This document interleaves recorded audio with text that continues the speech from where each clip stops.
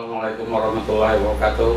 Saudara-saudara pendengar, saudara-saudara pemirsa dimanapun saat ini berada yang sempat menonton channel Agung Pos Group YouTuber. Dan kami sore hari ini sengaja mengundang Ketua MUI Kabupaten Ogan Ilir, Bapak Dr. Andes Kiai Haji Najib Subki MM. Selamat sore Pak Selamat sore. Assalamualaikum warahmatullahi wabarakatuh. Waalaikumsalam warahmatullahi wabarakatuh. Saudara pemirsa, beliau sebelumnya adalah salah seorang pejabat di Kabupaten Ogan Ilir dan juga di Ogan Komering Ilir. Terakhir beliau menjabat Kepala Kesbangpol Kabupaten Ogan Ilir. Pak Najib, mungkin kita berbicara singkat seputar ditariknya Perpres tentang miras oleh Presiden Jokowi Widodo. Dan Perpres ini menjadi kontroversi di tengah masyarakat, termasuk juga dikritisi oleh para ulama melalui MUI. Nah, berkenaan dengan penarikan Perpres Perpres miras ini, bagaimana pengaruh di Kabupaten Ogan Ilir atau kawasan MUI Ogan Ilir? Silakan Pak Najib. Terima kasih kepada Pak Sarifudin, Basri Haji Sarifudin Basri yang telah memberikan kesempatan kepada kami untuk katakanlah saling memberikan sharing lah gitu terhadap perkembangan di daerah Kabupaten Ogan Ilir ini, terutama di bidang keagamaan gitu. Karena Majelis Ulama Indonesia salah satu wadah terhimpunnya para ulama, para cendekiawan Islam, dan para zu'ama. Mereka berhimpun pada dasarnya untuk semacam memberikan pencerahan kepada masyarakat, terutama umat Islam, terhadap pengamalan ajaran agama di daerah Kabupaten Ogan Ilir ini. Kebetulan saat ini sedang ramai-ramainya bahwa digulirkannya semacam Perpres Presiden Republik Indonesia tentang tentang produksi minuman keras. Bagi kita umat Islam tentunya itu sejalan sekali dengan ajaran agama, ya, bahwa memang minuman keras itu semenjak Rasulullah SAW itu dikenal salah satu saja, ya, salah satu daripada apa yang dilarang oleh Allah Subhanahu Wa Taala melalui Rasulnya. Sebagaimana mungkin tertera di dalam Al-Quran itu pada surah Al-Baqarah ayat 219, Yas'alunaka 'anil khamri wal maisir qul fihima ismun kabirun wa manafi'u lin-nas wa ithmuhuma akbaru min nafi'ihima. Ternyata memang minuman itu ada manfaatnya, tetapi lebih besar mudaratnya bagi pengaruh kehidupan manusia. Terutama memang yang namanya minum keras itu bisa mempengaruhi jiwa manusia, akal manusia. Sementara umat Islam itu sendiri itu ada 5 hal yang harus dipelihara. Al-muhafazatul khamsu, antara lain jaga harta, jaga keturunan, jaga martabat, jaga jiwa,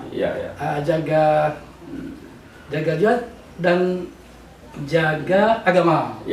Hifzuddin, hifzul mal, hifzul nasab, hizbul ruh dan hizbul akal. Artinya di dalam Al-Quran memang tertulis ada pembatasan bahkan pelarangan tentang minuman keras. Betul. Lantas pengaruhnya sendiri di Kabupaten Ogan Ilir bagaimana ini selama ini?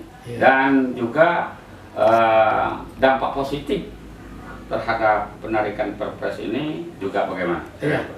Ya, kita sangat berterima kasih gitu dengan keputusan pemerintah yang dalam hal ini Presiden untuk menarik kembali Perpres tersebut. Karena kebetulan daerah kita memang daerah yang sangat agamis gitu. Apalagi dikenal dengan kota santri gitu ya, dengan kota santri.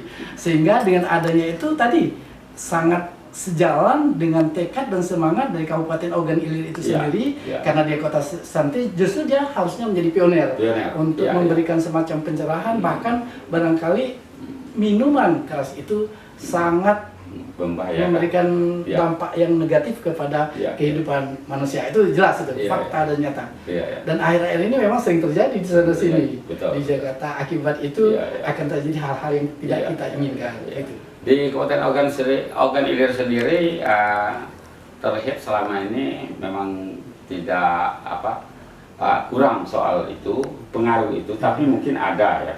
Ada. Kecuali narkoba ya, seperti baru-baru ini kita dengar bahwa Kapolres sudah memporak-porandakan lokasinya di Kabupaten Ogan Ilir Santri ini. Nah, minuman keras ini sendiri sebenarnya menurut Pak ini, bisnis minuman keras ini bisnis saja, jangankan minum. Ini bagaimana di mata agama?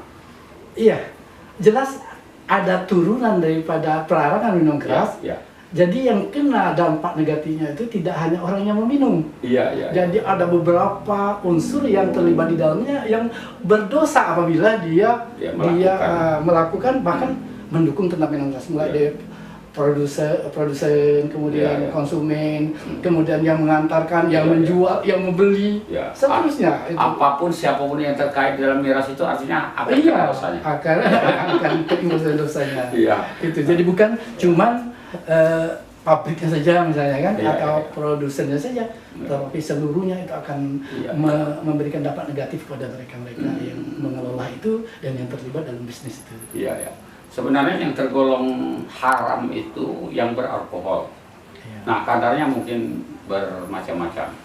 Di salah satu Sumatera Selatan ini kan, kalau dulu mungkin di OE juga mungkin zaman-zaman dulu ada minuman apa ya? Kabung. Iya. Nah, itu kan keras. Aren. Nah, ini bagaimana dengan aren? Kalau Ogan Ilir mungkin sekarang sudah tidak ada lagi kan. Kalaupun ada, saya tidak dengar lagi. Tadi kabupaten lain masih ada. Ini bagaimana dengan hubungan dengan miras? Oh iya, jadi demikian ya. Memang di dalam agama Islam itu sendiri pada dasarnya pada dasarnya walaupun itu haram Pak, tapi ketika dia dipergunakan untuk misalnya semacam obat, kalau tidak ada obat yang lain dibolehkan, itu namanya emergensi ya. Tapi sekarang ini sudah modern, obat-obat yang telah diproduksi itu cukup baik, tak usah yang haram, jadi cukup yang halal bisa. Memang dulu di zaman Rasul pun demikian lah ya. Kemudian karena terlalu berlebihannya mungkin para masyarakat waktu itu terutama di Mekah, akhirnya kemudian menjadi itu mungkin prosesnya itu Pak dilarutkan itu apa? Ibarat tape itu dia apa? Sehingga menjadi minuman yang minuman itu katakanlah memberikan, katakan pada dasarnya enak, tapi mudaratnya itu lebih besar. Kadang-kadang katanya menenangkan pikiran, yang bagi yang meminumnya, tapi ternyata yang lebih dari itu adalah merusak akal, merusak manusia. Tapi mungkin banyak obat-obat yang lain yang bisa menenangkan pikiran. Salah satunya mungkin sholat, berzikir, berdoa. Itu. Kenapa harus meminum obat-obatan seperti itu? Iya benar. Ada itu Pak, dalam Al-Quran juga dijelaskan alladzina amanu wa tatma'innu qulubuhum. Bidzikrillah, ala bidzikrillah tatma'innul qulub. Untuk menenangkan hati itu tadi. Zikir kepada Allah salah satunya. Untuk menenangkan hati. Justru benar itu. Jangan meminum minuman itu yang akibatnya lupa terhadap segala sesuatu sehingga terjadi hal-hal yang tidak diinginkan itu. Artinya Al-Quran itu komplit. Dari apapun di sana ada sudah. Mulai dari penangkal, jalan kehidupan, termasuk juga cara penenangan. Dan begini Pak, setiap perintah dan larangan Allah itu dipastikan itu manfaat, berkah dan fadilah bagi manusia. Larangan itu jangan minum obat, itu pasti ada fadilahnya, ada kebaikannya. Dilarang zina, pasti ada kebaikannya. Begitu setiap perintah dan larangan Allah itu pasti ada. Pak Ustaz atau Pak Ketua MUI, mungkin di sesi terakhir di ujung waktu kita ada saran-saran untuk masyarakat, untuk juga penegak hukum tentang pergaulan bebas, miras dan narkoba segala macam. Saya kan Pak. Betul. Jadi kebetulan kemudian karena kita kata tadi di awal tadi kecil-kecil pernah di birokrasi. Iya, iya, iya. Nah, di produk-produk regulasi dari Ya. katakanlah pemerintah Kabupaten OI sendiri Ya. sudah cukup banyak Pak yang Ya. memberikan arahan Ya. ataupun apa namanya regulasi Pak ya, Ya, untuk ya. melarang itu. Dimulai dari larangan OT ya, Ya. organ tunggal yang dilakukan oleh masyarakat sehingga menyebabkan itu Pak ya. Ya. Ada kan? Ya, ya. Menyebabkan minuman Minuman keras. Iya, iya. Sepertinya memberikan peluang begitu Iya, Pak ya. iya. Bukan berarti tidak boleh 100% tapi boleh, tapi ada kadarnya tadi Iya, Pak ya. iya, iya, iya. Pas itu ketika pemerintah daerah OI memberikan tentang waktu, misalnya jam 11 sudah harus berhenti kalau malam kan, dan seterusnya itu untuk menghindari Ya, itu Pak, karena terjadinya. itu salah satu alat pemancing untuk berbuat betul, pertama betul. melakukan hal-hal negatif yang- seperti minum-minuman dan keras, narkoba. Ya, artinya Bahkan perempuan Pak hiburan-hiburan. Udin, Ya. bahkan perempuan. Hmm. Artinya dengan perempuan itu kelihatannya akan merugikan kita kan, Iya. mereka akan nanti berlalu bebas dan Iya, iya, iya. memberikan peluang. Iya, iya. Memang kelihatannya masalah perjudian, mungkin juga miras, mungkin Narkoba. kalau diberantas habis mungkin sulit, tapi paling tidak jangan ada lagi yang berkembang. Iya.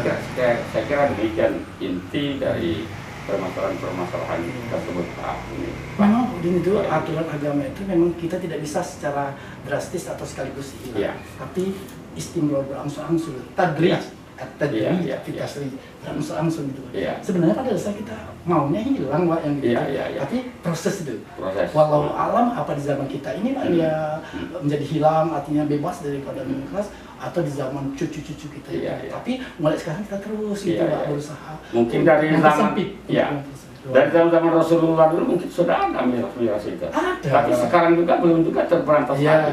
iya. Paling mengurangi. Mengurangi. Atau jangan lagi ada yang terkontaminasi soal itu. Iya, iya. Ini bagaimana ini Pak? Ya betul. Ya tapi kita manusia tak boleh putus asa boleh. Iya, iya, iya. La ta'asu min rahillah, jangan kamu putus Iya. asa dari rahmat Allah. Iya, iya. Innahu orang yang berputus asa itu Iya. sesungguhnya ya orang kafir sebenarnya yang putus asa. Iya, iya. Kita Islam tidak, jangan putus asa. Iya. Yang tak pernah berhenti juga Iya. Pak. Kalau ada kegiatan ingin memurtadkan kita, maka Iya, ada iya. pula kegiatan yang ingin memantapkan, Iya. mengistiqomahkan keimanan. Mungkin antisipasi atau obat dari putus asa itu adalah orang-orang yang beriman memperkokoh keimanannya dengan berdoa. Antara lain berdoa. Iya. Dan Melaksanakan ajaran agama dengan konsekuen. Iya, iya. Pak Najib, mungkin kita di ujung waktu, saudara-saudara, saya juga mendapat hadiah buku Tadabbur Al-Quran dari Ketua MUI Ogan Ilir. Insya Allah ini akan berguna bagi saya memperdalam ilmu pengetahuan tentang agama kita. Dan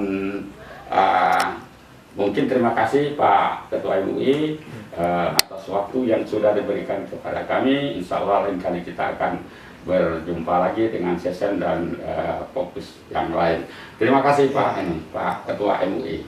Insya Allah, saudara pemirsa, demikian wawancara singkat kami dengan Ketua MUI Kiai Haji Najib Suki di Ogan Ilir.